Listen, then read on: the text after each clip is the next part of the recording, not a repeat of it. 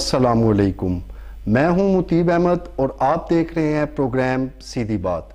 नाज़रीन, इस टाइम हमारे मुल्क में इकनॉमिक इंस्टेबिलिटी है, पॉलिटिकल इंस्टेबिलिटी है और इस इंस्टेबिलिटी की वजह से इसके बड़े सवियर किस्म के साइड इफ़ेक्ट्स हैं जो कि साइकोलॉजिकल इश्यूज़ की सूरत में वो सामने आ रहे हैं।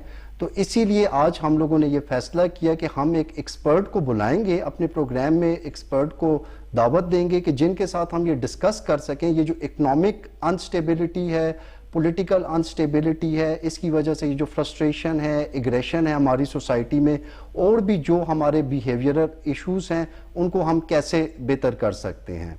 नाज़रीन, मेरे साथ आज एक वेल नोन साइकोलॉजिस्ट मौजूद हैं, ma'am Nadia नबात Ali. Youth teaching hospital में पिछले मोर देन 2 डेकेड से एज अ क्लिनिकल साइकोलॉजिस्ट वो सर्व कर रही हैं। तो उनसे बड़े दिलचस्प क्वेश्चंस हम लोग करेंगे, जो क्वेश्चंस आपके माइंड में हैं, जो जिन क्वेश्चंस के आंसर्स आप सुनना चाहते हैं, आज वो सारे उनके साथ डिस्कस होंगे। तो इसीलिए इस प्रोग्राम को ज़रूर देखिएगा और ज़रूर फॉलो कीजिएगा। सबसे पहले तो मैम मैं आपको वेलकम टू द शो, मैं आपको वेलकम कहता हूं। और मैम ये बताएं कि आपका कैरियर कहाँ से स्टार्ट हुआ और आपकी एजुकेशन का थोड़ा सा हमें बताएं, उसके बाद फिर हम आपसे क्वेश्चन स्टार्ट करेंगे। ठीक है जी, बिस्मिल्लाहिर्रहमानिर्रहीम। मेरी तालीम जो है वो university of Peshawar department of psychology की है। I have done my MSc in psychology, clinical psychology and my MPhil in psychology, specialization in experimental psychology, and then I started working in Ayub Medical Hospital in 1999.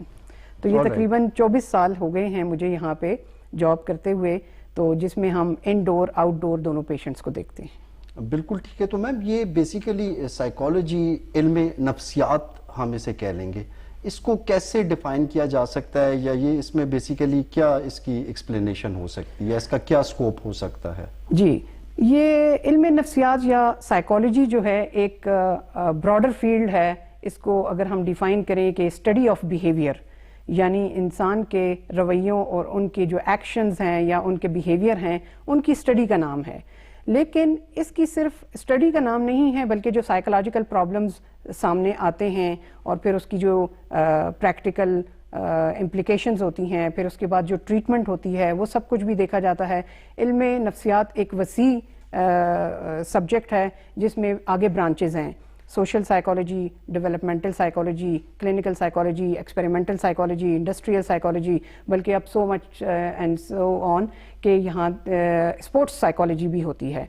यानी psychologist होते हैं जो कि in time of need मरीज ये sportsman के उनके जो प्रॉब्लम्स हैं उनको सुनते हैं। तो इनका जो स्कोप है, अगर इसकी बात करें तो वो अगर एक इंडिविजुअल अकेला बैठा हुआ है तो उसको भी साइकोलॉजी की ज़रूरत है, यानी वो कहीं उसको एंग्जाइटी या डिप्रेशन तो नहीं है। और अगर वो 2 लोग हैं या ग्रुप में बैठे हैं तब भी उसका स्कोप है। अगर वो एक ग्रुप दूसरे ग्रुप से इंटरेक्ट करता है तब भी साइकोलॉजी का स्कोप इसमें है।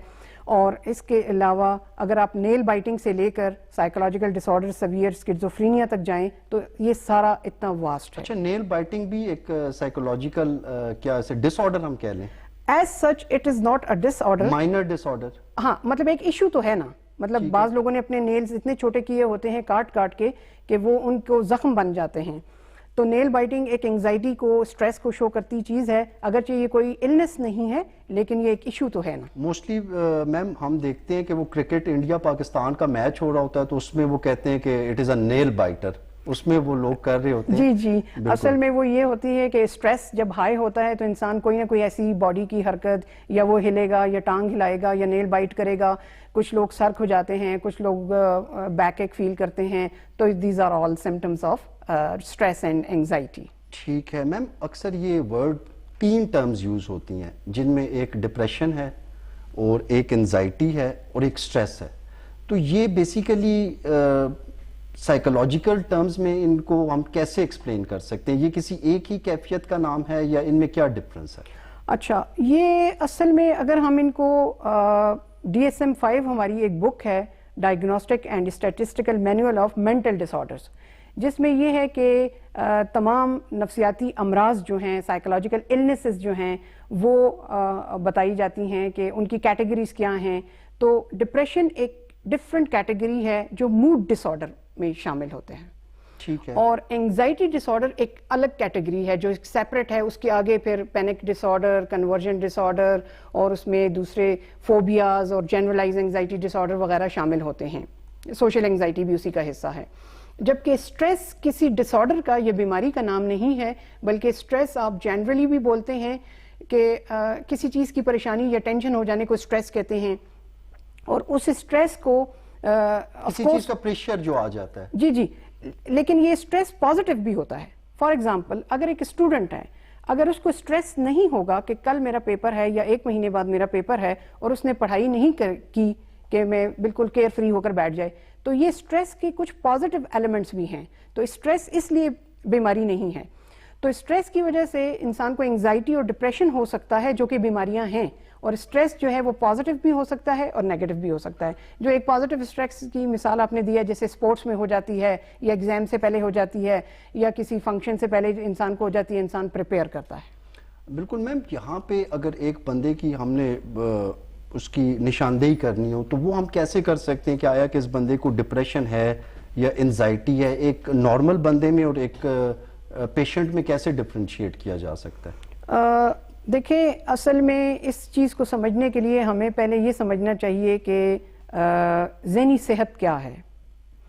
تو ذہنی صحت کا مطلب یہ ہے کہ کسی بیماری کا انسان شکار نہ ہو اور وہ معاشرے کا ایک کارآمد اور مفید رکن بن کے ایک خوشحال اور اچھی زندگی گزارنے کے قابل ہو.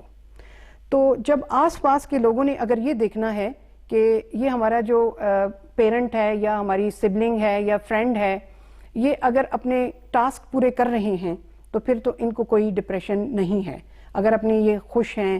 لیکن اگر وہ دیکھتے ہیں یہ آئسولیٹ رہنے لگ گئے ہیں، ان کو کام کرنے میں دشواری ہے، پڑھائی کرنے میں دشواری ہے، ان کے ریلیشن شپ متاثر ہو رہے ہیں، تو پھر آف کورس ان کو سائیکیٹرسٹ، سائیکالوجسٹ کے پاس لے کر جانا پڑے گا. اور کلینکل سائیکالوجسٹ یا سائیکو تھراپسٹ جو ہے ان کا علاج کریں گے. اگر میڈیسن کی ضرورت ہوئی تو میڈیسن دیں گے، اگر نہیں ہوئی تو سائیکو تھراپی پرووائڈ کریں گے. اچھا میم، سوری آپ کی بات کاٹ رہا ہوں. آپ نے یہ سائیکو تھراپی کا ورڈ یوز کیا، تو بیسیکلی آپ کا ڈپارٹمنٹ جو ٹریٹ کرتا ہے اس کا ایک بہت بڑا ایڈوانٹیج یہ ہے کہ آپ لوگ میڈیسن یوز نہیں کرتے. جی جی ٹھیک ہے. آن دا ادر ہینڈ جو سائیکیٹرسٹ ہیں وہ میڈیسن دیتے ہیں. تو یہ کس ٹائم میڈیسن کی ایک پیشنٹ کو کس ٹائم ضرورت پڑتی ہے کہ جس ٹائم آپ ایک پیشنٹ کو ریفر کر دیتی ہیں سائیکیٹرسٹ کے پاس، وہ کون سی سٹیج ہوتی ہے؟ اچھا، اس طریقے سے کہ because I work in hospital settings and وہاں پہ department of psychiatry and behavioural sciences ہے. تو ہمارا جو پروٹوکول ہے سائیکالوجسٹ تک پہنچنے کا وہ یہ ہے کہ پہلے سائیکیٹرسٹ دیکھے گا اور اس میں کوئی آرگینسٹی یا کوئی اور چیزیں وہ دیکھ کر پھر اگر نہ ہو سائیکولوجیکل ایشو ہو تو پھر ادھر بھیجے گا. لیکن کبھی کبھار ہمارے پاس ڈائریکٹ مریض آ جاتے ہیں تو پھر ہم اس لیول پہ جب انگزائٹی یا ڈپریشن یا کوئی بھی ان کا ایشو زیادہ بڑھ گیا ہے، سویئر ہے، سائیکو تھراپیوٹکلی ہینڈل نہیں ہو سکتا یا اس کی زندگی کے سارے ایسپیکٹس زیادہ متاثر ہو رہے ہیں، تو اس وقت پھر ہم خود ریفر کر دیتے ہیں کہ سائیکیٹرسٹ کی طرف واپس ریفر کر دیتے ہیں. ورنہ یہ پروٹوکول یہ ہے کہ پہلے وہ میڈیکل اسپیشلسٹ اور سائیکیٹرسٹ سے ہو کر ہم تک آتے ہیں. لیکن اگر عام طور پر ہم مریضوں کو جب سائیکو تھراپی دینا شروع کرتے ہیں، اگر ان کی سیویرٹی کسی اور وجہ سے بڑھ جائے یا پہلے سے زیادہ تھی تو ہم ان کو واپس سائیکیٹرسٹ کی طرف بھیجتے ہیں تاکہ وہ میڈیکیشن سے علاج کریں. بالکل ٹھیک ہے. لیکن میم سائیکیٹرسٹ جو ہے وہ تو میڈیسن ریکمینڈ کرتے ہیں، تو وہ میڈیسن پھر لائف لانگ ہوتی ہیں یا وہ چھوڑی بھی جا سکتی ہیں؟ اس میں تو سائیکیٹرسٹ زیادہ اچھا بتائیں گے. That depends upon the severity of the psychological disorders. اگر وہ مائلڈ ٹو ماڈریٹ ہیں تو پہلے تو میڈیسن پرسکرائب بھی نہیں کرتے. اگر وہ ماڈریٹ ٹو سیویئر ہیں کوئی بھی سائیکولوجیکل ڈس آرڈر تو وہ جو ہے پھر ان کو میڈیکیشن دیں گے. بعض اوقات 6 مہینے سے 1 سال تک کا کورس ہوتا ہے، کچھ بیماریوں میں 2 سال کا ہوتا ہے، کچھ ایسی النیسز ہوتی ہیں جس میں اس سے بھی زیادہ ہوتا ہے، اور کچھ ایسی انفارچونیٹلی بیماریاں ہوتی ہیں جس میں کہ لائف لانگ میڈیسن کا استعمال ہوتا ہے. بالکل ٹھیک ہے. میم آج کل سوسائٹی میں ایگریشن کا ایک ایلیمنٹ ہے، بہت زیادہ ایگریشن ہو گیا. اکثر روڈ پہ آپ ٹریول کر رہے ہوں، تھوڑا سا آپ غلط اوورٹیک کر لیں یا کچھ اس طرح کا مس ہینڈلنگ ہو جائے تو لوگ ایک دم ایک دوسرے سے لڑنے کے لیے بھاگتے ہیں.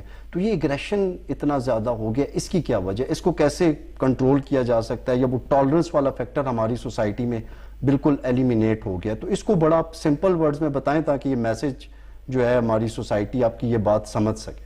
دیکھیں, جہاں تک ایگریشن کا تعلق ہے, اس کا ایک مائلڈ فارم ایموشن میں موجود ہے, اینگر. انسان کو جیسے خوشی ہوتی ہے, غم ہوتا ہے, پریشانی ہوتی ہے, ویسے ہی غصہ بھی آتا ہے.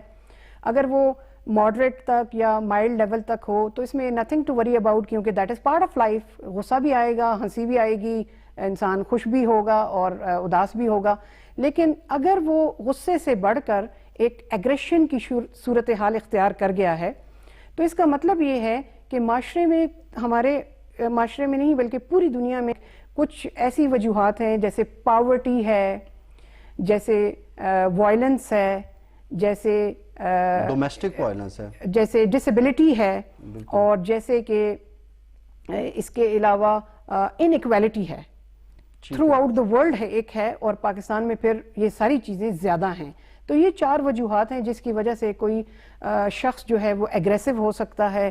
ایک اور میرے نزدیک ایک اور وجہ یہ ہے کہ آج کے دور میں موبائل یوز بہت زیادہ بڑھ گیا ہے, جس کی وجہ سے لوگ اپنے بیہیویئر, اپنی اچیومنٹ کو دوسروں کے ساتھ کمپیئر کرتے ہیں, اور وہ یہ نہیں دیکھتے کہ ٹویٹر پہ, فیس بک پہ, انسٹا پہ, ٹک ٹاک پہ, یوٹیوب پہ جو لوگ اپنی پرفارمنس دے رہے ہیں, these are their best moments.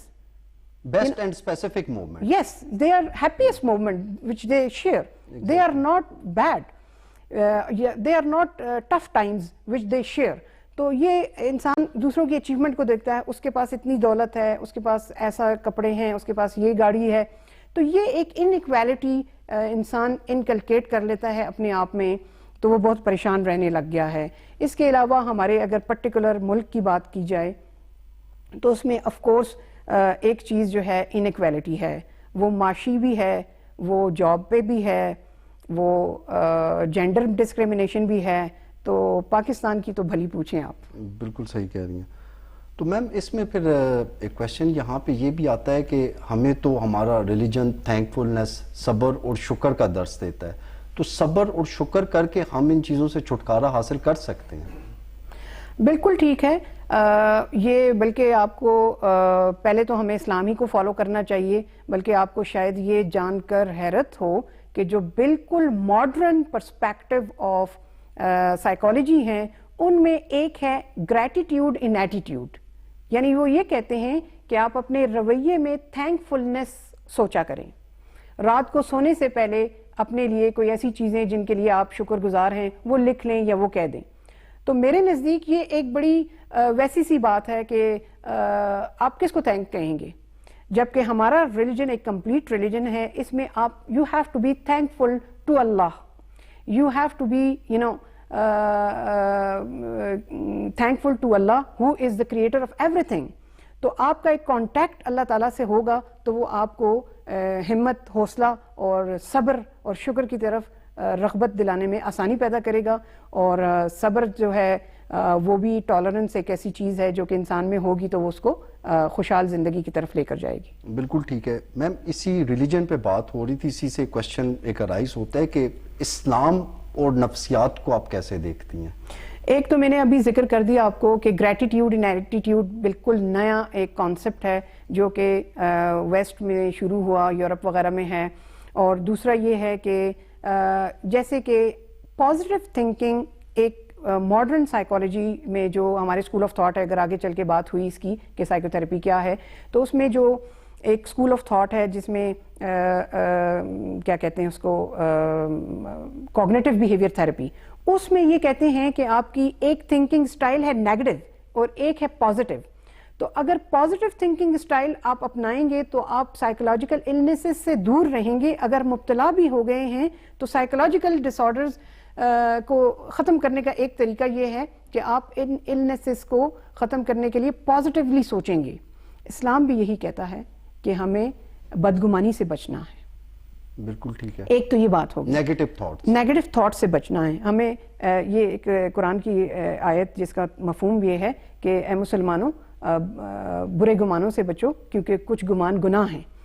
تو وہ تو گناہ اور ثواب کے حساب سے ہے، لیکن پھر بھی بدگمانی سے بچنے کا حکم ہے، تو ہمیں پازیٹیو سوچنا ہے. ایک تو یہ سب سے بڑی بات. دوسرا آپ کو میں نے گریٹیٹیوڈ اینڈ ایٹیٹیوڈ بتایا. اس کے علاوہ ایک اور چیز یہ ہے کہ تقریباً تمام سائنسز آپ کو رائٹ پاتھ کے اوپر رہنے کی طرف گائیڈ کرتی ہیں، تو اسلام بھی یہی کہتا ہے ہمیں. تو یہ کوئی psychology is nothing contradictory to Islam. Positive thinking کی آپ بات کر رہی ہیں، تو میرا یہاں پہ اس کوشچن سے ایک لنکڈ کوشچن ہے کہ اتنی نیگیٹو سوسائٹی میں پازیٹیو رہنا بڑا مشکل نہیں ہے؟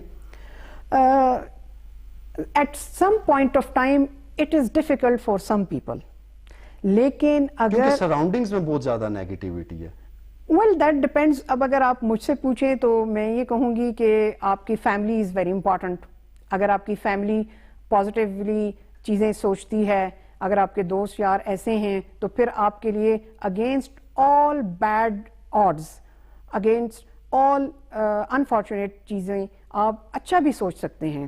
مشکل ضرور ہے لیکن ناممکن نہیں ہے. بالکل ایفرٹ اس میں کرنی پڑتی ہے. ایفرٹس کرنی پڑتی. ہم تھوڑا سا اسٹوڈنٹس کی، ابھی آپ نے بات کی سوشل میڈیا کی بات کی کہ سوشل میڈیا کے بہت سارے نیگیٹو افیکٹس ہیں، تو اس کے اسٹوڈنٹس پہ بھی بڑے زیادہ نیگیٹو افیکٹس آ رہے ہیں. تو اسٹوڈنٹس اپنی تعلیمی کارکردگی کو یا پرفارمنس کو کیسے بہتر بنا سکتے ہیں؟ اس حوالے سے آپ جی تھوڑا سا گائیڈ کر دیں ہمارے جو اسٹوڈنٹس دیکھ رہے ہیں انہیں. جی اچھا، اصل میں اس کو یوں شروع کرنا چاہوں گی کہ سب سے پہلی چیز جو ایک اسٹوڈنٹ کو اختیار کرنی ہے وہ یہ ہے کہ جب لیکچر دیا جا رہا ہو تو فوکس آف اٹینشن اچھی ہو، وہ اٹینٹیو ہو. تو وہ اٹینٹیو تب اچھا ہوگا جب کہ وہ اپنی نائٹلی سلیپ ٹھیک کرے گا، یعنی رات کو 7 to 8 hours سلیپ پوری کرے گا. ٹھیک ہے. اس کے علاوہ وہ گھر آ کر تھوڑا سا آرام کر کے اس چیز کو دوبارہ تھوڑا سا ریوائز کرے گا، تو وہ چیز اسٹرینتھن ہوگی. لیکن آج کل کیا سلسلہ ہے کہ لوگ موبائل پہ 7 گھنٹے 8 گھنٹے، بلکہ ہمارے پاس او پی ڈی میں لوگ آتے ہیں جو 10 12 14 گھنٹے بھی موبائل استعمال کرتے ہیں. مجھے یہ بتائیے کہ 10 12 14 گھنٹے موبائل استعمال کرنے والا بچہ یا لڑکا یا بڑا بندہ سوئے گا کس وقت؟ تو 7 to 8 hours nightly slip. Nightly slip کا مطلب یہ ہے کہ رات 10 بجے کے بعد کسی بھی وقت 12 سے پہلے سو جائیں، اور صبح آپ فجر کی نماز پڑھ کے بے شک پھر سو جائیں، اور پھر آپ نے 7 بجے یا 8 بجے اٹھ جائیں، 6 بجے بھی ٹھیک ہے. تو رات کی نیند پوری کرنا، واپس ریویژن اس کی کرنا، اور سب سے امپورٹنٹ بات اس کے علاوہ یہ ہے کہ اپنے اسٹڈی آورز ایلوکیٹ کرنا. یعنی یہ کہ میں 5 سے 6 بجے تک پڑھوں گا، ہر روز پڑھوں گا. میں رات کو 8 سے 9 پڑھوں گا، ہر روز پڑھوں گا. تو یہ کچھ ایسے ٹپس ہیں جن کو اگر وہ اختیار کریں، اور آف کورس موبائل یوز کم. اور ایک اور چیز میں ایڈ کرنا چاہوں گی کہ ایٹ اے اسٹریچ 4-5 گھنٹے بیٹھ کے نہ پڑھیں، بلکہ 1 گھنٹہ پڑھیں، تھوڑا سا ریسٹ کر لیں، 15 منٹ کا 10 منٹ کا بریک لے آئیں، پانی پی لیں، چائے پی لیں، کچھ اور کر لیں، پھر جا کے بیٹھ کے پڑھ لیں. تو ایٹ اے اسٹریچ 5 گھنٹے پڑھنے کی بجائے 1 گھنٹے یا 1.5 گھنٹے کے بعد آپ بریک لیں، 5 منٹ کا 10 منٹ کا. تو یہ بہتر رہے گا. میم آپ سوشل میڈیا کی آپ نے بات کی، آپ کے یہ کہنا چاہ رہی تھی کہ اس کا یوزیج کم سے کم ہونا چاہیے. جی. لیکن آج کل تو آئی ٹی ایرا ہے جہاں پہ آپ یونیورسٹیز میں جائیں سب کچھ آن لائن ہو رہا ہے، اسٹوڈنٹ پورٹلز بنے ہوئے ہیں، اس کے علاوہ دنیا میں جتنی کمیونیکیشن ہو رہا ہے وہ آن لائن ہو رہا ہے. تو ایک لحاظ سے اگر آئی ٹی سے بالکل ڈسکنیکٹ خود کو کر دیں گے تو اس کا بھی تو ایک ڈرا بیک ہے. دیکھیں، ڈسکنیکٹ کرنے کو کوئی نہیں کہہ رہا. یہ جو ابھی ہم بیٹھ کے ریکارڈنگ کر رہے ہیں یہ بھی انٹرنیٹ پہ جائے گا، یہ لوگوں تک بھی انٹرنیٹ سے پہنچے گا. What I am emphasizing is the reduced time of mobile. جہاں تک پڑھنے کا، اگر کسی کو آن لائن پڑھنا ہے تو وہ 4 گھنٹے مائنس کر دیں، وہ ان کی ضرورت تھی. اس کے علاوہ وہ جو ریکریشنل اور فضول ٹائم کی یوزلیس سرفنگ کرتے پھرتے ہیں، میں I am talking about that. مطلب مس یوز کر رہے ہیں، مطلب مس یوز کر رہے ہیں. میرے پاس تو ایسے بھی بعض واقعات ہیں کہ لوگ کہتے ہیں ہم تنگ ہو جاتے ہیں کہ ہم کیا کریں. فیس بک اسکرول اپ اسکرول ڈاؤن، یوٹیوب، گوگل، ہر وقت بیٹھ کے وہاں پہ کر رہے ہیں. پڑھائی دیکھیں، آنیسٹلی اسپیکنگ، پڑھائی کو اس بچہ 7-8 گھنٹے نہیں کر رہا ہوتا. بچہ جو ہے وہ ہارڈلی 1 گھنٹہ 2 گھنٹہ پڑھائی کرے گا، باقی 6 گھنٹے وہ کچھ اور کر رہا ہوتا ہے، گیمز کر رہا ہوتا ہے. گیمز میں بعض اوقات اس کو اور سٹریس ڈیولپ ہو رہا ہوتا ہے. تو یہ ایک ریلیونٹ سی چیز ہے کہ کون پڑھے گا اور کیسے پڑھے گا. بالکل ٹھیک ہے. لیکن میم اس میں تو آج کل پیرنٹس کو بڑا ریلیف مل گیا ہے موبائلز آنے کے بعد کہ وہ اپنے بچوں کو موبائل دے دیتے ہیں اور خود جو انہوں نے اپنے کام کرنے ہوتے ہیں وہ سٹارٹ کر لیتے ہیں. تو اس میں تو پھر پیرنٹس کا رول بھی بڑا امپورٹنٹ ہے. چلیں، اچھا ہوا آپ نے یہ بات کر لی یہ اس طرح ہوتا ہے کہ ینگ جنریشن کی جو مائیں ہیں جنہیں کہتے ہیں ہم millennials, those who are born between 1981 to 1995 اور ایک ڈیفینیشن کے مطابق 2000، ان کو کہتے ہیں ملینیلز. اور اس کے بعد جو 1995 سے یا 2000 سے 2015 تک جو لوگ ہیں وہ ہیں زی جنریشن. تو یہ جو ملینیلز مائیں ہیں انہوں نے کیا کام کیا کہ موبائل بچے کے سامنے رکھ کے اپنے کچن کے کام کرنا اور وہ کرنا شروع کیا. تو بچوں کی وہ جو چھوٹے بچے تھے 1 سال کے 1.5 سال کے، ان کی اسپیچ ڈیلیڈ ہو گئی. مطلب جس ٹائم پہ ان کو بولنا تھا وہ بولے ہی نہیں. یہ اس چیز کا سائیڈ افیکٹ سامنے یہ اس بات کا ریپرکشن سامنے آیا. ٹھیک ہے. وہ بولے ہی نہیں. اب بچہ 3 سال تک نہیں بولا، 4 سال تک نہیں بولا، وہ لے کر چلے گئے سائیکیٹرسٹ کے پاس، سائیکالوجسٹ کے پاس اور اسپیچ تھراپسٹ کے پاس. ادھر پتہ چلا کہ آپ اس کا اسکرین ٹائم کم کیجئے، آپ اس کے کارٹونز کم کیجئے، آپ اس کو تھوڑا سا اچھا ٹائم اس کے ساتھ سپینڈ کریں، آپ اس کو وربل چیزوں کی طرف لے کر آنا شروع کریں. تو وہ جب کرتے ہیں صرف اسکرین ٹائم کم کرنے سے بچے بولنا شروع کر دیتے ہیں. تو ماؤں کو ایک بیلنس رکھنا پڑے گا. اور میں آپ کو اس پروگرام کی توسط سے یہ بات بتانا چاہوں گی کہ بچوں کی جو 5 سال سے کم عمر کے بچے ہیں ان کا اسکرین ٹائم ہونا چاہیے 0. یعنی ان کو موبائل، ٹیب، لیپ ٹاپ کسی چیز پہ کچھ چیز نہیں دیکھنی چاہیے. اور 5 سال کے بعد 15 منٹس 10 منٹس کا آپ کارٹون دکھائیے اور پورے دن میں آدھے گھنٹے سے زیادہ بالکل ایکسیڈ نہ کریں یہاں تک کہ بچہ ٹین ایجز اور اچھی عمر کو پہنچے تو پھر آپ اس کا یوز شروع کریں. بالکل ٹھیک ہے. میم اسی طرح اگر ہم کوئی 3 to 4 ڈیکڈز پیچھے چلے جائیں، اس ٹائم کے بچے موبائل کا کافی کم یوز کرتے تھے. ان کی ہیلتھ کا اگر کمپیریزن کیا جائے آج کے بچوں کی ہیلتھ کے ساتھ، تو وہ اسی لیے اس ٹائم کے بچے یا جوان لوگ کافی زیادہ اسٹرانگ بھی تھے، ہیلدی بھی تھے. اس کی ایک بنیادی وجہ یہی ہے کہ وہ فزیکل ایکٹیویٹیز کرتے تھے، ان کی ڈائٹ ٹھیک تھی، ان کا لائف کا ڈسپلن آج کل کے اس ایرا کے بچوں سے بہتر تھا میرے خیال سے. اس حوالے سے آپ کیا کہتی ہیں؟ بالکل صحیح.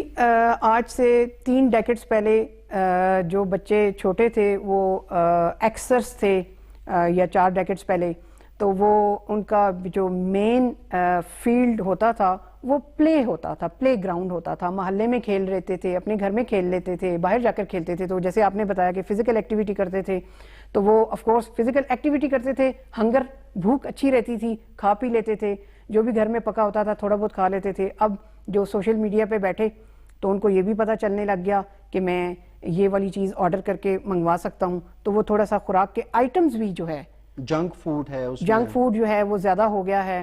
اور اس کے علاوہ جو ہے اچھا ڈائٹ کا بھی میم بالکل آپ صحیح کہہ رہی ہیں، بہت بڑا ایشو ہے. جی جی کہ صحیح ڈائٹ بھی بچوں کو نہیں مل رہی ہے. برگرز، جنک فوڈ وغیرہ لے رہے ہیں. جو نیچرل ڈائٹ ہے، آرگینک ڈائٹ ہے، اس سے وہ دور ہو چکے ہیں. ہمارے پاس بعض مائیں اپنے بچے لے کر آتی ہیں، مطلب بچے مینس کے لائک ٹین ایجرز یا 20s میں ہوتے ہیں، وہ کہتے ہیں یہ برگر، چپس اور یہ خاص 1-2 چکن کے علاوہ یہ کچھ نہیں کھاتا.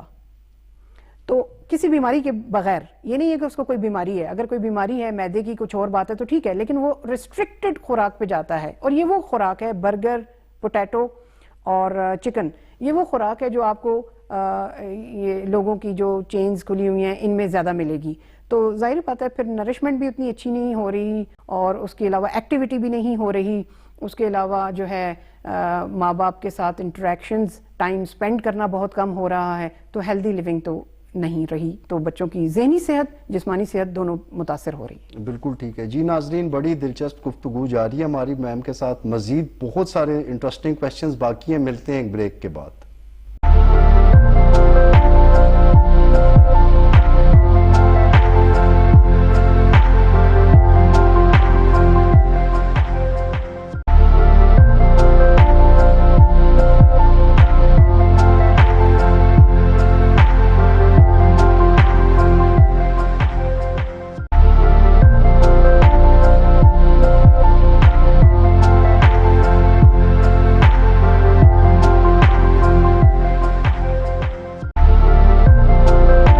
Welcome back after the break. ناظرین، گفتگو کو مزید آگے بڑھاتے ہیں اور میم سے ایک بہت امپورٹنٹ کویشچن میں کرنے والا ہوں. میم، یہ سائیکولوجیکل ڈس آرڈرز کی کتنی ٹائپس ہوتی ہیں، یا یہ نفسیاتی امراض کی کون کون سی اقسام ہیں؟ اس حوالے سے تھوڑا آپ بتائیں ہمیں. ٹھیک ہے. یہ اصل میں جو نفسیاتی امراض ان کو ہم بیسکلی کہتے ہیں سائیکولوجیکل ڈس آرڈر. ہمارا جو DSM diagnostic and statistical manual of mental disorder ہے اس میں چیپٹر وائز چیزیں ڈیوائیڈڈ ہیں. وہ تو بہت ہی لمبی گفتگو ہو جائے گی. میں اگر اس کو عوام الناس کے لیے عام فہم بناؤں تو اس میں یہ ہوگا کہ مائلڈ، ماڈریٹ اور سویئر 3 طرح کے ڈس آرڈرز ہیں. مائلڈ میں جو ہیں آپ کے ایسے سائیکولوجیکل ڈس آرڈرز ہوتے ہیں جو کہ سائیکو تھراپی یعنی نفسیاتی طریقہ علاج سے بہتر ہو جاتے ہیں اور ان کو 3 سے 6 مہینوں میں ٹریٹمنٹ ان کی ہو سکتی ہے. ماڈریٹ میں اس طرح ہوتا ہے کہ انسان کو سائیکو تھراپی کے ساتھ ساتھ کاؤنسلنگ کے ساتھ ساتھ میڈیکیشن کی بھی ضرورت ہوتی ہے. اور جو سیویئر مینٹل ڈس آرڈر ہوتے ہیں ان میں انسان کو صرف میڈیسن سے ابتدائی طور پر ٹھیک کیا جاتا ہے. مینج کیسز کو پھر سائیکو تھراپی کچھ کو دی جا سکتی ہے. اب جہاں تک نفسیاتی امراض کی کیٹیگریز کا تعلق ہے تو بڑی کچھ کیٹیگریز ہیں وہ میں ذکر کرنا چاہوں گی. جیسے موڈ ڈس آرڈر ہے اور اس میں بہت مشہور ڈس آرڈر ہے ڈپریشن، سب نے نام سنا ہوگا. Bipolar affective disorder, mania یہ ایک ڈس آرڈر ہے. ایک ہے اینگزائٹی ڈس آرڈر جس میں آگے جا کے جنرلائز اینگزائٹی ڈس آرڈر، کنورژن ڈس آرڈر اور مختلف ڈس آرڈرز ہوتے ہیں. بلکہ کنورژن ڈس آرڈر کی تو الگ کیٹیگری ہے somatic symptom and related disorder کی. اس کے علاوہ جو ہے سائیکوسس میں اسکیزوفرینیا ہے، اسکیزو افیکٹو ہے، اسکیزوفرینی فارم ہے. تو بہت ساری ٹائپس ہیں. ایک بہت کامن ڈیزیز جو ہے اوبسیسو کمپلسو ڈس آرڈر ہے، یعنی کہ کسی کو بار بار دھونے کا یا ری چیک کرنے کا یا کوئی سوچیں ناپسندیدہ بار بار اس کے ذہن میں آتی ہیں تو یہ OCD بھی ایک ڈس آرڈر ہے. اس کے علاوہ فوبیا ایک ڈس آرڈر ہے. ایٹنگ ڈس آرڈرز ہیں. تو میرے خیال میں اس میں کافی ساری بہت سارے ڈس آرڈرز ہیں. تو ان کو اگر ہم لوگ 1 by 1 انشاءاللہ آگے بھی ہم آپ کو دعوت دیں گے کہ ان کو آپ مزید ڈسکس کر کے تاکہ ہمارے ناظرین کو سمجھا سکیں. تو میم یہ سائیکو تھراپی جو ہوتی ہے یہ کس طرح سے ٹریٹ کرتی ہے پیشنٹ کو؟ جی psychotherapy is basically a talk cure, یعنی no medication is involved in it. اچھا اب اگر میڈیسن انوالو نہیں ہے تو پھر علاج کیسے ہوگا؟ علاج کے 4 موڈز ہیں. جیسے ڈسکشن، کلائنٹ اور تھراپسٹ. ہم اصل میں سائیکالوجی میں پیشنٹ کو پیشنٹ نہیں کہتے، کلائنٹ کہتے ہیں.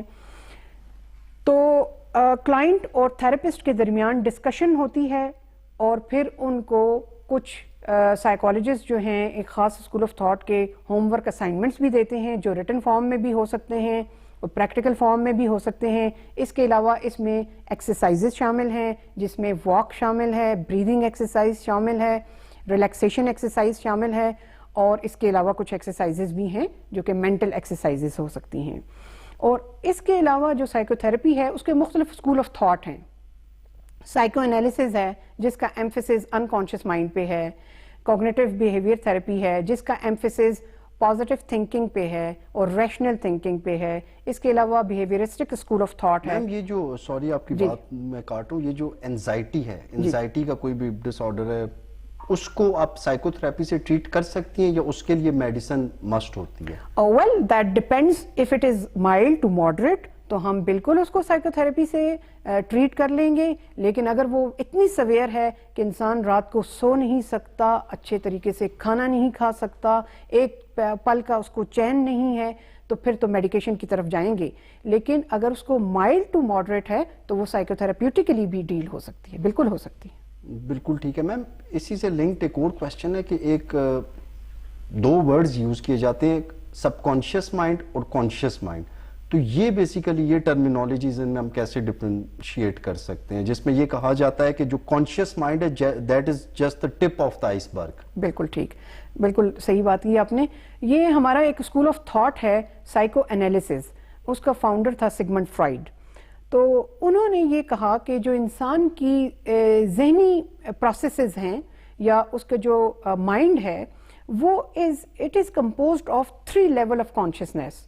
Consciousness, sub consciousness and unconsciousness, یعنی شعور، تحت شعور اور لا شعور. اچھا، انکانشیس اور سب کانشیس یہ بیسیکلی 2 مختلف ٹرمز ہیں، یہ سیم نہیں ہے؟ جی، شعور، لا شعور اور اس کے درمیان ہے تحت شعور. ٹھیک ہے. سو سب کانشیس جسے پری کانشیس بھی کہتے ہیں. تو کانشیس مائنڈ جو ہے وہ ہے جیسے اس وقت ہم بیٹھے ہیں، وی آر اویئر، یہ اسٹوڈیو ہے، we are talking about psychological health, ہم یہ سب کچھ کر رہے ہیں. سو سب کانشیس کیا چیز ہے؟ اگر تھوڑی سی محنت سے, اگر میں آپ سے پوچھوں کہ آپ نے میٹرک کس اسکول سے کیا, تو آپ تھوڑی سی محنت کے بعد بالکل 1-2 سیکنڈ کے بعد بتا دیں گے کہ اس اسکول سے کیا. اگر آپ سے پوچھا جائے کہ اس کا گیٹ کس کلر کا تھا, آپ تھوڑی سی ایفرٹ کے بعد بتا دیں گے. تو یہ آپ سب کانشیس سے لے کر کانشیس میں پہنچا رہے ہیں. لیکن اگر آپ سے یہ پوچھا جائے کہ آپ نے کلاس 1 میں جس سیٹ پر بیٹھے تھے اس کے ساتھ آپ کے کون بچہ بیٹھا تھا, تو یہ آپ کو شاید یاد نہ ہو. اگر کوئی ان یوزول واقعہ نہ ہو تو یہ یاد نہیں رہے گا. تو یہ چیز جا کر سیٹل ڈاؤن ہو گئی انکانشیس مائنڈ میں. اب اگر اس کے ساتھ کوئی کانفلکٹ, کوئی سٹریس نہیں ہے, تو پھر تو اس میں کوئی پرابلم نہیں ہے, وہ چیزیں وہاں سے سیٹل ڈاؤن ہوتی رہتی ہیں. لیکن اگر کوئی ایسی چیز ہے جیسے کسی ٹیچر نے کسی لڑکی کے, کسی لڑکے کے اپیرنس پہ کوئی کمنٹ کر دیا, اس بچی کے بولنے کے سٹائل پر کر دیا, یا بچے کے, تو بعد میں ہو سکتا ہے اس کو سٹیمرنگ شروع ہو جائے. اور یہ سٹیمرنگ اصل میں انکانشیس میں گئی ہوئی ایک ڈس اپروول تھی, جو کہ اس کے ٹیچر سے, کسی بڑے سے ایک انکمفرٹیبل سٹائل میں انکانشیس مائنڈ میں رہ گئی, اور وہ پھر ڈپکٹ ہوتی ہے کسی اور فارم میں. اگر ہم انکانشیس مائنڈ کی بات کریں اور ڈریمز کی بات نہ کریں تو وہ انکمپلیٹ ہے. انکانشیس مائنڈ ڈپکٹ ہوتا ہے, ایکسپریس ہوتا ہے خوابوں میں. تو وہ خوابوں کے پھر سائیکو انالیسس باقاعدہ کیا جاتا ہے کہ اس خواب کا کیا مطلب تھا اور اس خواب کا کیا مطلب تھا, یہ کون سے سٹریس کو ڈی نوٹ کر رہا ہے اور اس سے کیا میسج انسان کو مل رہا ہے, اس کو کیا آگے جو ہے اپنی سٹریس کو مینیج کرنے کے لیے کیا کرنا چاہیے. تو انکانشیس مائنڈ اور کانشیس مائنڈ اس طریقے سے ہم ڈفرینشیٹ کر سکتے ہیں کہ ایک جیسے انکانشیس کی ایک ریپریشن ہوتا ہے, تو اس میں ایک کوٹ ہے, کسی نے اس کو ڈسکرائب کیا ہے کہ we forget and then we forget that we forgot. ہم بھول جاتے ہیں اور ہم پھر بھول جاتے ہیں کہ ہم بھول گئے. This much forgetting happens at unconscious level. So conscious is total, it's a dark side of, dark in the sense is unknown side of the psyche. ٹھیک ہے, لیکن میم وہ اصل میں آپ نے کوٹیشن ایڈ کی ہے, کوٹیشن میں بھی ایڈ کر دیتا ہوں کہ جس میں وہ میں ایک بک پڑھ رہا تھا اس کی سب کانشیس مائنڈ سے ریلیٹڈ, اس میں انہوں نے بتایا تھا کہ what you think becomes your reality, کہ جو آپ سوچتے ہیں وہی آپ کی ریالٹی بن جاتی ہے. جس طرح اکثر اوقات پیرنٹس سے بچے بہت ڈرتے ہیں, کچھ بچے ہوتے ہیں وہ اپنے والدین سے بہت ڈرتے ہیں, اور وہ جب کوئی شرارت کر رہے ہوتے ہیں تو ان کے مائنڈ میں یہ ہوتا ہے کہ کہیں میرے پیرنٹس ہی نہ آ جائیں, اور اسی ٹائم پہ پیرنٹس آ جاتے ہیں. تو یہ بھی سب کانشیس مائنڈ سے ہی آپریٹ ہو رہا ہوتا ہے چیزیں, مطلب جو آپ سوچتے ہیں یا جو آپ امیجن کرتے ہیں that ultimately becomes your reality. Do you agree with this? اصل میں انکانشیس مائنڈ جو ہے نا وہ ان نون ہوتا ہے, اس کے بارے میں the person is not aware of it. جو بات آپ کر رہے ہیں وہ بچے کے کانشیسنیس میں ہے. وہ اگر بچی اپنا بیہیویئر بہتر کر لیتی ہے کہ میں پھر یہ کروں گی اور میرے پیرنٹس مجھے جج کریں گے, یا جو بھی ہے, یا بچہ کرتا ہے, تو اس کا مطلب ہے کہ وہ تو کانشیسلی ایک ایفرٹ کر رہا ہے. تو جو انکانشیسلی کرتے ہیں the person is totally in aware of it. یہ بات درست ہے کہ انسان کی تھنکنگ اس کے ایکشنز پہ اثر ڈالتی ہے, لیکن all the thinking is not unconscious. Conscious thinking بھی انسان کے ایکشنز پہ اور اس کے پرفارمنس پہ اثر ڈالتی ہے. لیکن جہاں تک انکانشیس مائنڈ کی بات ہے, وہ ایک بالکل ڈفرینٹ فنومینا ہے, ایک ان نون سی چیز ہے, جو کہ سائیکالوجسٹ بھی سارے کے سارے اس کو پریکٹس نہیں کرتے. سارے کے سارے سائیکالوجسٹ جو ہے ان کو اتنی اہمیت بھی نہیں دیتے بعض اوقات کہ انکانشیس مائنڈ, وہ تو اس کے وجود سے بھی انکار کر دیتے ہیں. میرے کہنے کا مطلب ہے کچھ ایسی ریئلٹیز, کچھ ایسے کانسیپٹس آپ کے مائنڈ میں ڈال دیے جاتے ہیں, جس طرح سے لیٹ سپوز ابھی ایک نارمل بندہ ہے, اس کے سامنے ایک لائن آ جاتا ہے, وہ کیوں ڈرے گا اس سے؟ تو وہ تو اس کی لرننگ ہے. یہ ہمارا ایک اور اسکول آف تھاٹ اس کو اچھی ایکسپلین کرتا ہے, لرننگ ہے. یعنی آپ کے جیسے کوئی بچہ ہے یا بچی ہے, کسی ساکٹ میں ہاتھ دے دیتا ہے, اس کو کرنٹ لگتا ہے, نیکسٹ ٹائم وہ اس پہ ہاتھ نہیں دے گا, ہیٹر کو ہاتھ لگا دے گا, پھر نیکسٹ ٹائم وہ اس کو ہاتھ نہیں لگائے گا. کیوں نہیں لگائے گا؟ کیونکہ اس نے لرن کر لیا ہے ری انفورسمنٹ کی وجہ سے. وہاں سے اس کو پنشمنٹ ملی تو اس نے یاد کر لیا. لائن سے وہ ڈرا تو اس نے یاد کر لیا. سو یہ ایک اس کی کنڈیشننگ ہو گئی. یہ اسکول آف تھاٹ ایک الگ ہے, مطلب مختلف اسکول آف تھاٹ مختلف چیزیں ایکسپلین کرتے ہیں. تو یہ جو ہے اس طریقے سے ہم ایکسپلین کر سکتے ہیں اس کو کہ یہ لرنڈ بیہیویئر ہے, اس نے کنڈیشننگ کی وجہ سے یا کسی اور لرننگ کے میتھڈ کی وجہ سے یہ چیز لرن کر, یہ چیز سیکھ لی ہے. اچھا میم ایک اور چیز, آئی کیو اور ای کیو, اکثر ہم ورڈ یوز کرتے ہیں اس کا آئی کیو, فلاں کا آئی کیو اچھا ہے اور فلاں کا آئی کیو ایسا ہے, تو یہ آئی کیو اور ای کیو میں کس طرح سے ہم ڈفرینشیٹ کر سکتے ہیں, یہ اس کو کیسے دیکھ سکتے ہیں؟ جی, آئی کیو اور ای کیو کو سمجھنے سے پہلے ہم ایک چھوٹی سی بات اگر کر لیں کہ یہ ذہانت کے کچھ پوائنٹس ہیں. آئی کیو کا مطلب ہے intelligence quotient, sorry intelligence quotient, اور ای کیو کا مطلب ہے ایموشنل کوشنٹ. تو ایک انسان کا ذہانت کا لیول جو ہوتا ہے وہ آئی کیو کے ذریعے سے میجر کیا جاتا ہے. مثال کے طور پہ آپ کے پروگرام کے توسط سے میں لوگوں کو یہ بتانا چاہوں گی کہ ایک نارمل ڈسٹریبیوشن کرو ہوتا ہے جو ہمیں یہ بتاتا ہے کہ ایک اگر سے 1000 لوگ ہیں یا 100 لوگ ہیں تو اس میں سے 68% پیپل جو ہیں ان کی ذہانت 85 سے 115 کے درمیان میں ان کا آئی کیو ہوگا. یعنی ان کی ذہانت کا لیول ایک اوسطاً یا ایوریج لیول پہ 85 to 115 ہوگا. اب اس کے علاوہ 34% ادھر والے ہیں جو کہ 100 سے اوپر ہیں, اور 34 والے وہ ہیں جو 100 سے نیچے 85 تک ہیں. یہ 68% ہو گئے. اس کے علاوہ جو باقی پرسنٹیج رہ گئی وہ اس ایکسٹریم پہ اور اس ایکسٹریم پہ ڈیوائیڈڈ ہوتی ہے ایکولی. تو اس میں کچھ لوگوں کا آئی کیو کم ہوتا ہے اور کچھ لوگوں کا زیادہ ہوتا ہے. اب یہ کون بتاتا ہے؟ یہ ہمارے سائیکولوجیکل ٹیسٹس بتاتے ہیں. اور سائیکولوجیکل ٹیسٹ پہلے سے کسی پاپولیشن پہ اسٹینڈرڈائزڈ ہوتے ہیں, ویلیڈیٹڈ ہوتے ہیں, اور پھر ان کے اندر مختلف سیگمنٹس ہوتے ہیں, جیسے وربل ہو گیا, پرفارمنس ہو گیا, تو پھر اس کو کمپائل کر کے ریزلٹ بنایا جاتا ہے اور پھر بتایا جاتا ہے کہ اس انڈیویجول کا آئی کیو جو ہے وہ 100 ہے, 105 ہے, یا جو بھی ہے. تو یہ تو ہو گیا آئی کیو, یعنی ایک بندہ لٹرل میننگ میں انٹیلیجنٹ کتنا ہے, measurement of intelligence. But when we talk about emotional quotient, کہ یہ ایموشنل کوشنٹ کیا ہے, یہ ایموشنل انٹیلیجنس گولڈمین نے لیٹ 90s میں ایک ٹرم بتائی ہمیں کہ ایموشنل کوشنٹ یا ایموشنل انٹیلیجنس بھی ایک چیز ہوتی ہے. اس کا مطلب یہ ہے کہ the person is able to understand her or his own emotions and should be able to understand the emotions of others, should be able to express her own emotions meaningfully, اور دوسروں کے ایموشنز بھی اچھے طریقے سے respect کرنا جانے.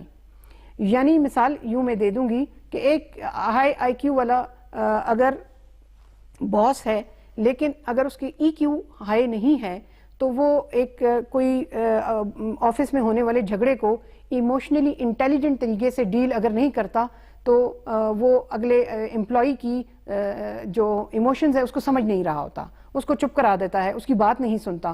لیکن ایموشنلی انٹیلیجنٹ جو باس ہوگا وہ اس کی بات سنے گا اور اس کو سیٹسفائی کرے گا. یعنی یہ کہ اس نے اس کے ایموشنز کو رسپیکٹ کیا. آئی ہوپ کہ یہ اس سے کچھ تھوڑا سا بہتر ہوا ہو. نہیں بالکل ٹھیک ہے, یہ بڑا اچھا آپ نے اس کا ایکسپلین کر دیا. لیکن میم ہماری سوسائٹی میں پاکستان کی اگر بات کی جائے تو یہاں پہ لوگ سائیکالوجسٹ کے پاس آنے سے یا یہ سائیکو تھراپی کرانے سے اس کو بہت زیادہ ایوائڈ کرتے ہیں. وہ اپنی ان مسائل کو دبانے کی کوشش کرتے ہیں, نہ کہ اس کو ڈسکس کریں یا کسی کنسلٹ کر کے اس مسئلے کو حل کریں. تو اس کی کیا وجہ ہے؟ اس کی تو ایک وجہ جو ہے وہ ساری دنیا میں بھی ہے اور پاکستان میں بھی ہے, اسٹگمیٹائزیشن. یعنی وہ اس کو آنے کو اپنی سائیکالوجسٹ کے پاس آنے کو, سائیکیٹرسٹ کے پاس آنے کو, مینٹل ہیلتھ پروفیشنلز کے پاس آنے کو اپنی شخصیت یا اپنی ذہانت پر کوئی وار سمجھتے ہیں. وہ سمجھتے ہیں یہ کوئی دھبا ہے, یہ کوئی اسٹگما ہے. میں اس کانٹیکس میں ایک چیز بتاتی چلوں کہ WHO کی ایک رپورٹ کے مطابق 970 million people in the world suffer from some kind of mental health issues.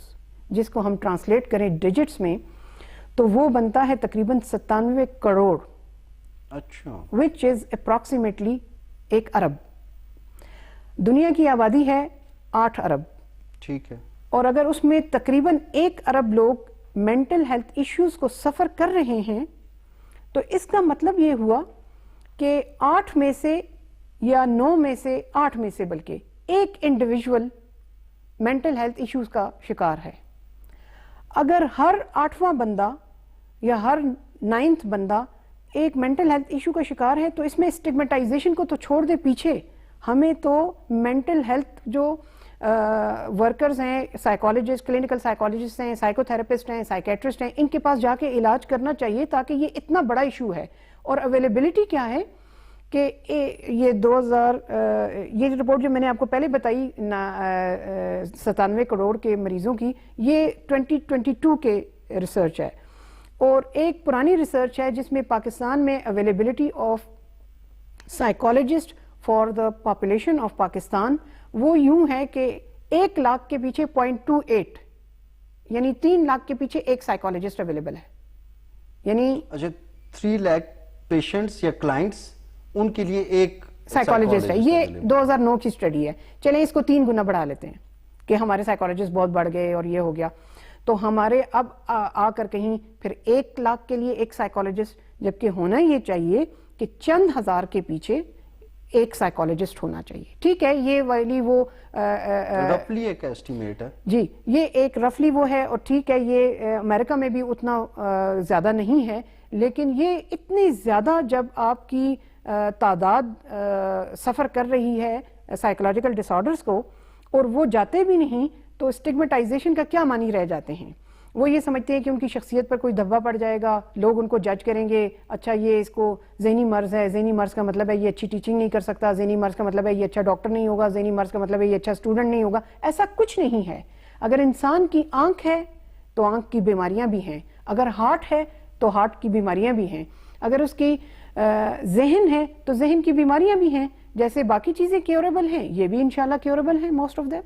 بالکل ٹھیک ہے میم. ایک اور چیز ہے بڑی امپورٹنٹ, وہ میں آپ سے کوشچن کرنا چاہوں گا. بریک اپ ہو جاتا ہے اکثر لوگوں کا, وہ جس بھی فارم میں ہو, اس بریک اپ کے بعد چاہے وہ لڑکا ہو یا لڑکی, وہ بڑے ایک مشکل ٹائم سے گزرتے ہیں. تو اس بریک اپ کے جو وہ ایک ٹرومیٹک پیریڈ ہے یا جو ایک سٹریسفل پیریڈ ہے, اس سے کیسے بچا جا سکتا ہے؟ Are you talking about the breakups after marriage or before marriage? something مطلب سیپریشن ہو جاتی ہے, جی, میرج کا کر لیں یا بیفور میرج بھی, بیفور میرج کر لیں. ہاں دیکھیں, ڈیورس تو ایک ایسی چیز ہے جو ساری دنیا میں ایک سٹریسفل فینومینا ہے, سارے کلچر میں, اور ہمیشہ سے ہے. ٹھیک ہے, اکثر تو اس کی افیکٹی عورت ہوتی ہے, اور اس کلچر میں بھی اور ویسٹ میں, یورپ میں بھی, لیکن مرد بھی اس سے متاثر ہوتا ہے. تو اس کے علاوہ جو ایموشنل بریک اپ, شادی سے پہلے لوگ ایک دوسرے کے ساتھ پلان کر رہے تو شادی کرنے کا, لیکن نہیں کر پاتے, تو اس کو اب مینیج کرنے کے طریقہ یہ ہے کہ اگر مائلڈ ٹو ماڈریٹ ہے تو اپنے قریبی دوستوں سے, اپنے پیرنٹس سے شیئر کر سکتے ہیں بیفور میرج. اگر یہ اس طرح کے حالات ہیں تو ان کو شیئر ضرور کرنا چاہیے, اپنے تک چیزیں ہولڈ نہیں کرنی چاہیے. اور اگر ان کو لگے کہ وہ کوپ اپ نہیں کر سکتے تو پھر definitely they have to consult clinical psychologist اور سائیکیٹرسٹ اور بوتھ.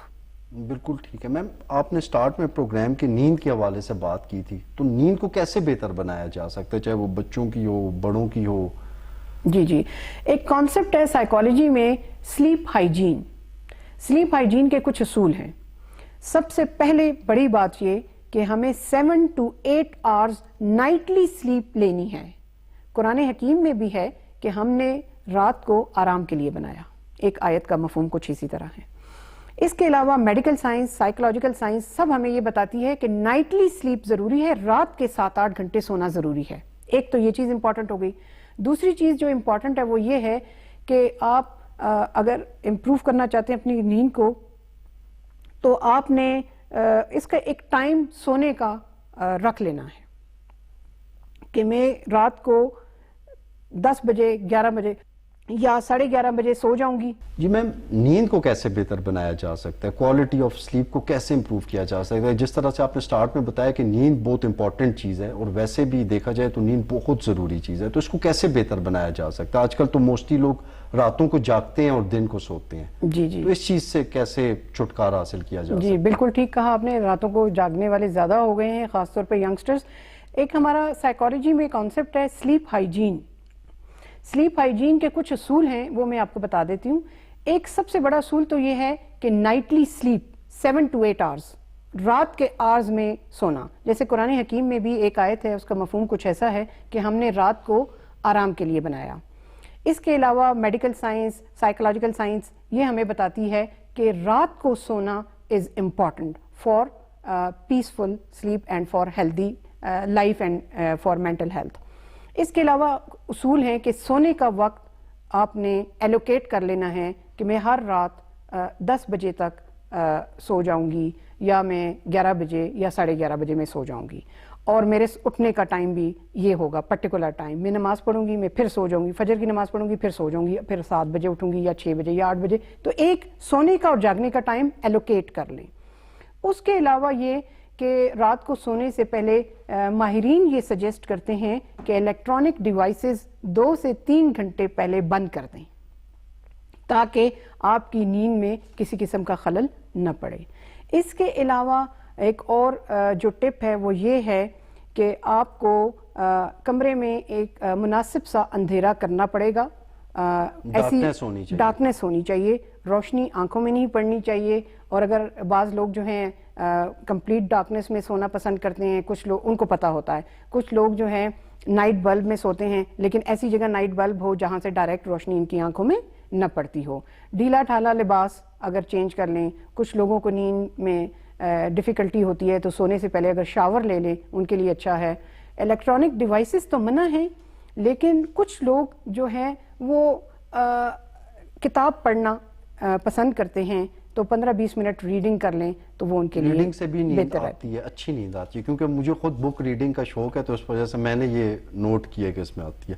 اچھا میم, یہ نفسیاتی جو امراض ہیں ان کا علاج ایک سائیکالوجسٹ کیسے کرتا ہے؟ تھرو جس طرح سے آپ نے سائیکو تھراپی بتایا, تو وہ کون سی ٹیکنیکس ہیں کہ جس سے ان کا علاج ہو سکتا ہے, اور اس کا سکسیس ریٹ کتنا ہے؟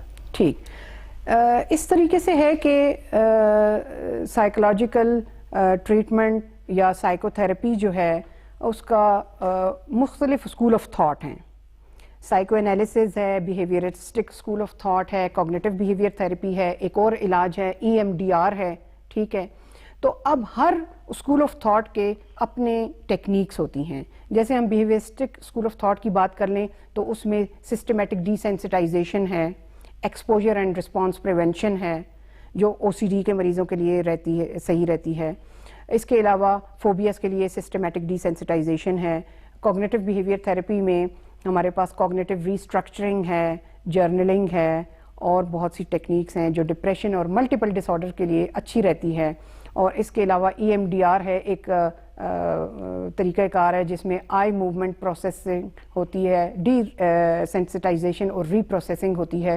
اور اس کا جو ہے سکسیس ریٹ ایگزیکٹ تو میں نہیں بتا سکتی کیونکہ ہر اسکول آف تھاٹ اپنی اپنی ریسرچ کر رہے ہوتے ہیں, تو لیکن آپٹیمل رزلٹ اچھا ہی آتا ہے اگر لوگ ریگولرلی اپنا ٹریٹمنٹ لے لیں. جی ٹھیک ہے میم, اصل میں یہ تو ایک جنرلائزڈ آپ کے ساتھ ڈسکشن ہوئی ہے. اب ہم یہ چاہ رہے تھے کہ ہم پھر آپ سے ریکویسٹ کریں گے کہ جب آپ کے لیے پاسبل ہو تھوڑا ٹائم دیں تاکہ ہم ہر ایشو کو اپنے ناظرین کی آسانی کے لیے اسپیسیفکلی ڈسکس کر سکیں آپ کے ساتھ. چلیں اس پر سوچیں گے, جب بھی آسانی سے ہو سکے گا مینیج کرنے کی کوشش کریں گے ضرور. ٹھیک ہے ma'am, thank you so much once again. Thank you, جزاک اللہ.